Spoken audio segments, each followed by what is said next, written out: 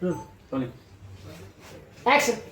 কি রে মা, তুই এত রাইতে একা? জামাই আসে না? মা, ওই শয়তানটার কথা আর কইও না। ও আমার জীবনটারে নরক বানাই দিছে, আমার লাইফটারে একদম ধ্বংস করে দিছে।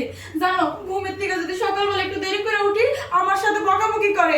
আবার ওই যে আমার বুইয়া শ্বশুরটা, উনি তো আছে সারাক্ষণ আমার স্বামীর কাছে আমার নামে উল্টা পাল্টা কইয়া আমার স্বামীর কান্না ভারী করে। আর তাছাড়াও জানো মা, ও আমার গায়ে হাতও তুলছে। কি, তোর গায়ে হাত তুলছে? ওর এত বড় সাহস! আমার মেয়ের গায়ে আমি সারা জীবনে একটা ফুলের টোকা পর্যন্ত দেই নাই, আর অত বড় কলিজা ওর, ও তোর গায়ে হাত তুলে? শুধু এটা না মা, সারা ঘরের কাজ আমারে দিয়া করায়। আমি একলা খাটি আর তুই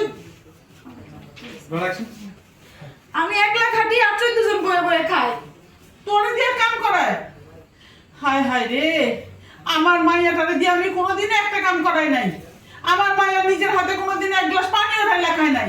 চুলা কি জিনিস সেটাইও জানে না, আর তোরে দিয়ে কাম করায়? এই রাতুলের সাথে বিয়ে দিয়া তোর জীবনটা আমি নষ্ট করে ফেলেছি। ওরে আমি 14 শিকার ভাত না খাওয়াইলে আর কি কইলাম? আমার নামও দিলরুবা খান্না। শুনিয়েছে দেখো বৃষ্টি, এইরকম সংসারে একটু ঝামেলা থাকে, এগুলো লেগেই থাকে। তাই বলে সংসারে ছেড়ে আসা তোমার উচিত নাই। আর মেয়েরা বিয়ের পরে স্বামী শ্বশুর বাড়ি এরাই সব। স্বামী সংসার আমাদের আপন ঠিকানা। এই যেই অনেক কথা বললো, এবার মায়ের ডালে এই বউ মা, তোমার দৃষ্টি তোমার সাহস দেখে তো আমি অবাক হয়ে গেলাম। হ্যাঁ? হ্যাঁ, বলো, বলো, বলো। সাহস দেখে অবাক হয়ে গেলাম। তুমি আইসা আমার মেয়ের ব্যবসা